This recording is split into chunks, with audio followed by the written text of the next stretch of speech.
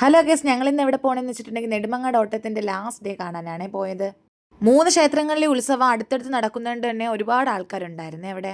കുറേ നാളേക്ക് ശേഷമാണ് ഞങ്ങൾ മൂന്നുപേരും കൂടെ ഒരുമിച്ച് കറങ്ങാനായിട്ട് പോകുന്നത്. നല്ല രസമായിരുന്നേ അവിടെ.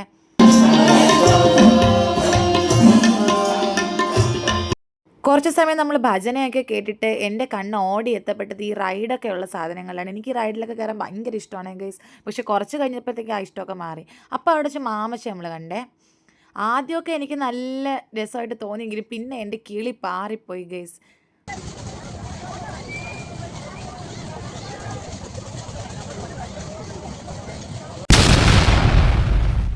റൈഡിൽ നിന്ന് ഇറങ്ങി ഞാൻ ഭൂമി ഏത് ആകാശം എന്ന് തിരിച്ചറിയാൻ പറ്റാത്തതുകൊണ്ട് തന്നെ ഒരു കോളിഫ്ലവർ ഫ്രൈ മേടിച്ച് കഴിക്കാമെന്ന് വിചാരിച്ചേ.